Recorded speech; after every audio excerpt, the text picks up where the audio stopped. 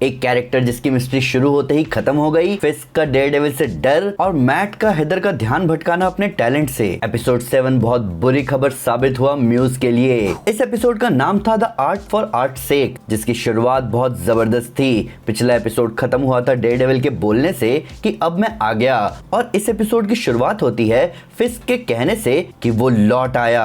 अब मैट और फिस्क ने एपिसोड 1 में एक दूसरे को धमकाया था कि फिस्क कोई उल्टा काम ना करे और मैट डेयरडेविल ना बने, और दोनों ने अपने अपने प्रॉमिस तोड़ दिए हैं। हालांकि मैं हैरान था कि फिस्क अपने आदमी बक कैशमैन को अपना डर दिखा रहा था, और जो भी उसने बताया वो सच है। बस एक छोटी सी बात को छोड़कर फिस्क ने कोई बिजनेस इंफ्रास्ट्रक्चर सेटअप नहीं किया था, उसने ऑर्गेनाइज्ड क्राइम को स्टैब्लिश किया था शहर में, जहां मैं हैरान हूं कि वो हैंड और मैडम गाओ को बाहर का डिस्ट्रीब्यूटर बता रहा है, और पूरी कन्वर्सेशन में खुद को ऐसे दिखा रहा है जैसे डेयरडेविल ने उसके काले कारनामों को रोक कर बहुत बुरा कर दिया। ऐसा फिस्क ही सोच सकता है। हालांकि फिस्क का डेयरडेविल को लेकर डर पूरी तरह सही है, पर डेयरडेविल ने आज तक उसे अकेले नहीं पकड़ा। वहां कैरन और फॉगी भी थे उसकी मदद के लिए और मैट को कंट्रोल करने के लिए भी, कि वो कुछ ऐसा ना कर दे जिसका उसे रिग्रेट हो, क्योंकि हम जानते हैं कि मैट का अपने अंदर के डेविल पर ज्यादा कंट्रोल है नहीं। आई मीन यहाँ इसी एपिसोड में मैट हेदर से बोल भी रहा है कि उसे ये लाइफ फेक फील हो रही है,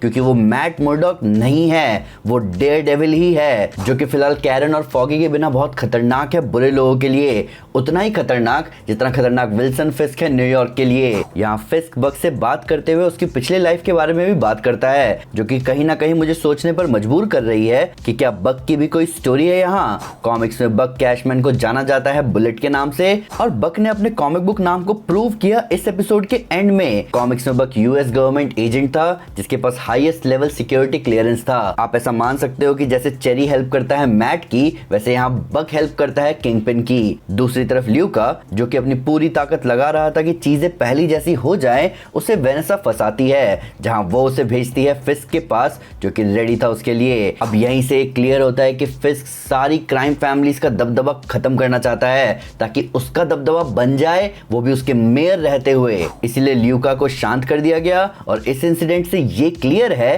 कि वेनेसा अब इसमें फिस्क के साथ है। अब आते हैं मैट मुर्डॉक पर। डेयरडेविल वापस आ चुका है और उसके साथ वापस आए हैं उसके चोट। और क्या मैट को पता है कि उसकी गर्लफ्रेंड हेदर घिरी हुई है उसी के दुश्मनों से?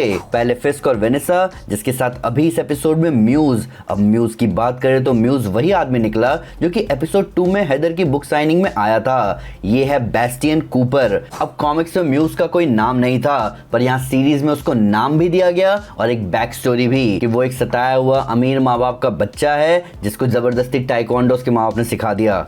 भाई साहब बहुत गलत हो गया है। तो अब ऐसा कॉमिक्स में नहीं हुआ था। कॉमिक्स में म्यूज थोड़ा डिफरेंट है। हाँ, वो डिरेंज्ड आर्टिस्ट ही था, पर उसके पागलपन को इतनी जल्दी खत्म नहीं कर दिया गया। प्लस वो एक इनह्यूमन था जो कि सेंसेशन एब्जॉर्ब कर सकता था। इन सब के ऊपर उसका मास्क हटाने के बाद भी उसका चेहरा वैसा ही दिखता था जैसा उसका मास्क है। जबकि यहाँ इस सीरीज में म्यूज को आइडेंटिटी दे दी गई। अब म्यूज को उसकी ब्रूटल एंडिंग मिल तो गई, जो कि वो डिजर्व भी करता था, पर उसका आर्क बहुत छोटा दिखाया गया यहाँ। हालांकि कुछ तो यहाँ अलग था। शायद हम फैंस को आदत नहीं है डेयरडेविल को दिन में देखने की, पर मार्वल एक चीज नेल कर रहा है, वो है डेयरडेविल की एंट्री और उसका अपने बिली क्लब्स यूज करना, खासकर ऑफिसर पावेल पर। हालांकि यहाँ म्यूज और डेयरडेविल की फाइट में कट्स बहुत थे, जो कि नॉर्मली दिखाया जाता है जब फाइट करने वालों के बीच कोऑर्डिनेशन ना हो, पर डेयरडेविल का म्यूज को छेदना और उसके बुलेट्स कैजुअली डिफ्लेक्ट करना ये ऑसम था। पर सोचने वाली बात ये थी कि फिस्क को ये कैसे समझ नहीं आया कि डेयरडेविल म्यूज को नहीं मार सकता। डेयरडेविल का नो किल रूल फेमस है। अगर वो बुरे लोगों को मार रहा होता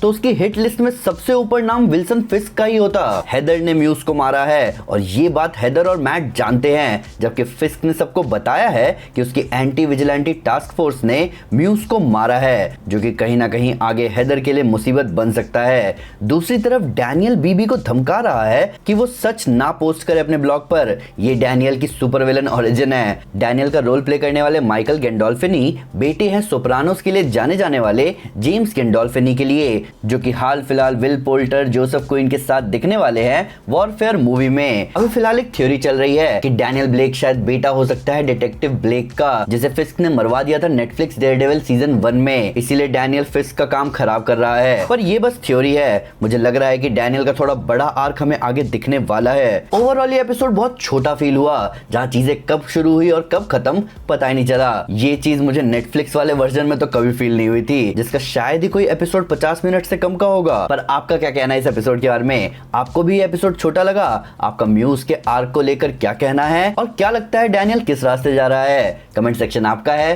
प्लीज खुलकर बात कीजिए। वीडियो अच्छी लगी तो लाइक जरूर करें और चैनल को सब्सक्राइब करना ना भूलें। साथ ही साथ एक स्टेप आगे आकर अपने फेवरेट चैनल को सपोर्ट करें मेंबरशिप लेकर। Thank you guys, this is Aman Sinha and you are super super. Piece.